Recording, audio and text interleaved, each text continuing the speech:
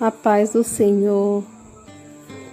Hoje eu quero falar sobre o arrebatamento. Quero perguntar para você: você está preparado para ouvir o som da última trombeta? Vou começar aqui com a palavra do Senhor.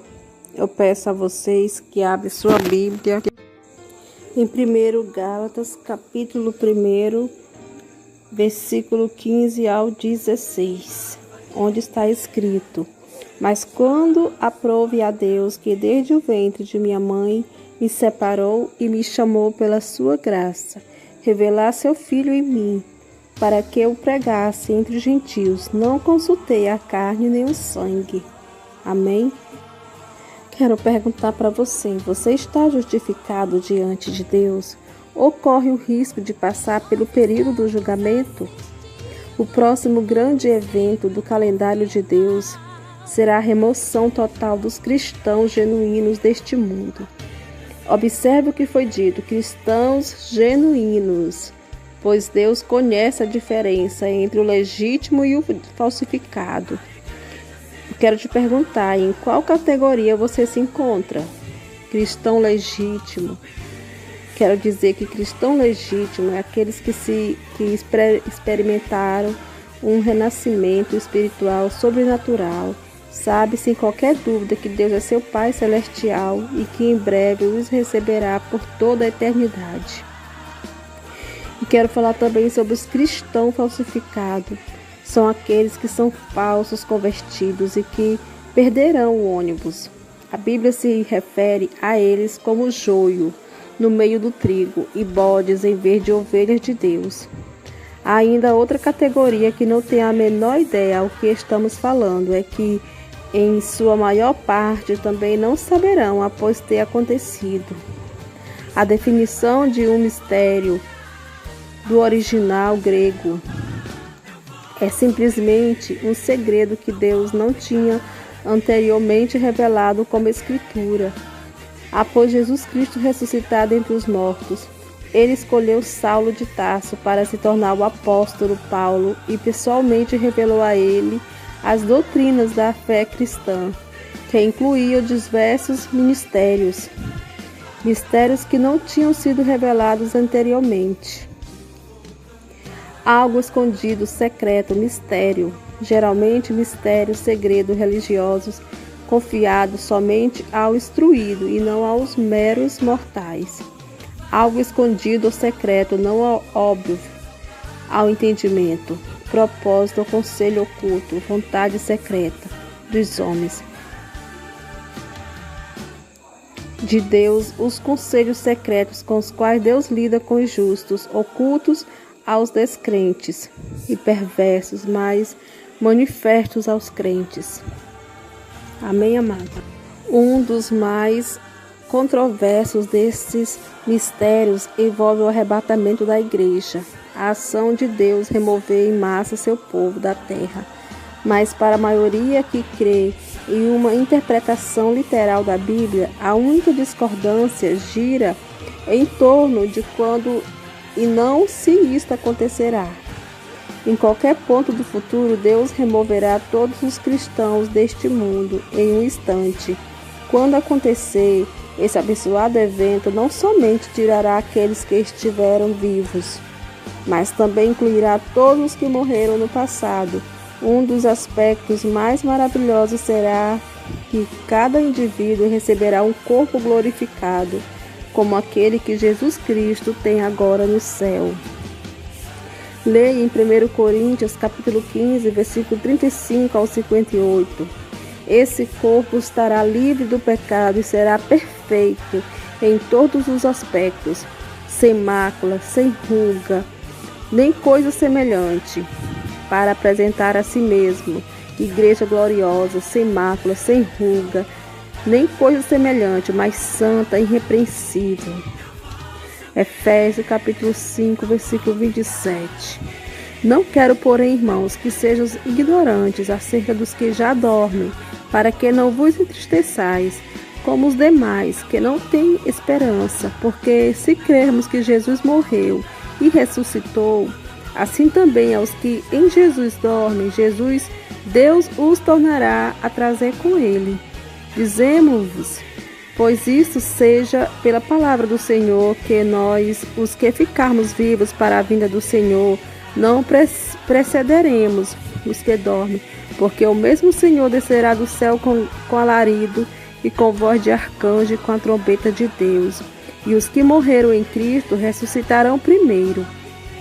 Depois nós, os que ficarmos vivos, seremos arrebatados juntamente com eles nas nuvens, a encontrar ao Senhor nos ares, e assim estaremos sempre com o Senhor. Portanto, consolai-vos uns aos outros com estas palavras. 1 Tessalonicenses, capítulo 4, versículo 3 ao 18. Eis aqui, vos digo um mistério. Na verdade, nem todos dormiremos, mas todos seremos transformados no momento, no abrir e fechar de olhos, ante a última trombeta, porque a trombeta soará, e os mortos ressuscitarão, incorruptíveis, e nós seremos transformados.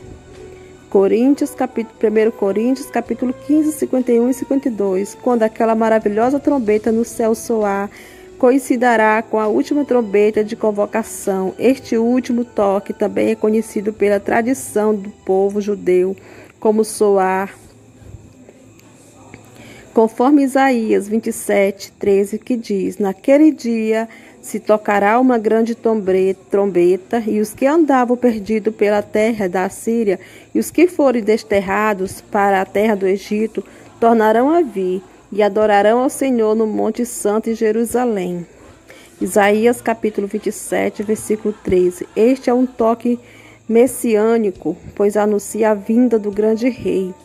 Antigamente em Israel, quando um rei era coroado, tocava-se o soar, após este o povo bradava dizendo: viva o rei. Leia em 1 Reis, capítulo 1, versículo 38 ao 40. Soprar, bater, palmas, bater, fazer soar, empurrar, soprar e soar. Amém, amados? Fiquem na paz do Senhor. Esta é a palavra que eu deixo para vocês.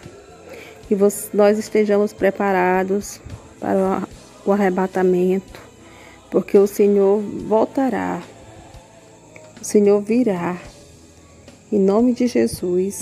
Quero dizer que o soar da trombeta representa festas das trombetas que Deus os instruiu a observar em Levítico 23 e 24. Fala aos filhos de Israel, dizendo: no mês 7º, ao 1º do mês, tereis descanso memorial, com sônido de trombeta, santa convocação.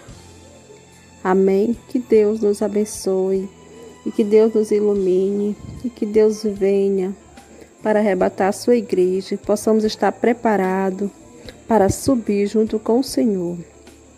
Quero dizer também que isso também é uma convocação para que o povo judeu retorne à adoração, é um instrumento de arrependimento. Ao longo dos séculos, o ensino rabínico passou a ver como um retrato de um tempo de julgamento individual, e verdadeiramente irônico que a maioria dos filhos de Israel, não todos, porque muitos se tornaram cristãos nascidos de novo, ainda se refere a si mesmo, comparativamente, como o povo escolhido de Deus.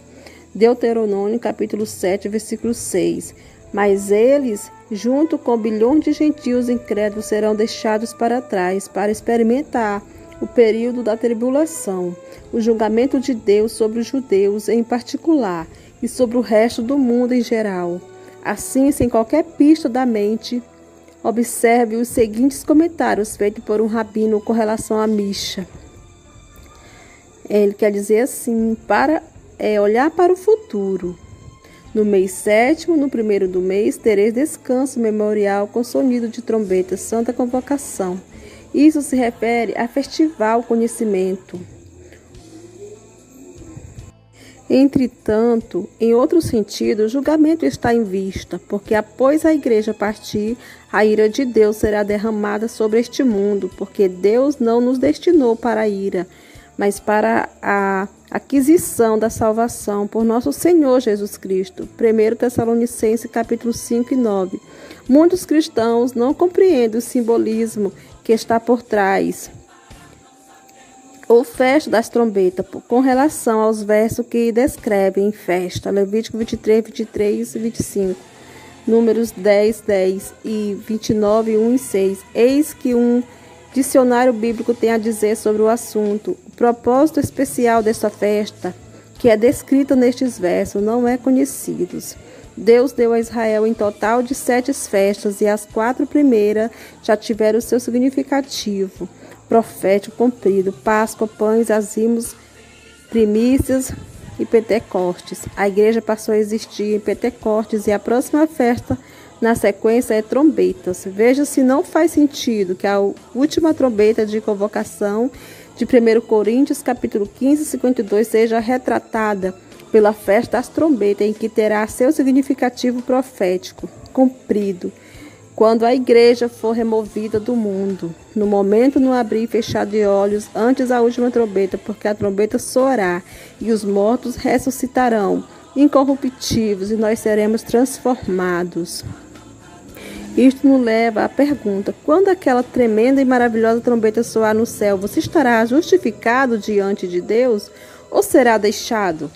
Você estará em Cristo e partirá com os demais eleitos de Deus, ou ficará para trás para vivenciar os horrores da tribulação? O período de 7 anos durante o qual o diabo possuirá um homem que se tornará o governante supremo do mundo, chamado na Bíblia de Anticristo. Filhinhos, é já a última hora. E como vistes que vem o Anticristo, também agora muitos se têm feito anticristos. Por onde conhecermos que já é a última hora.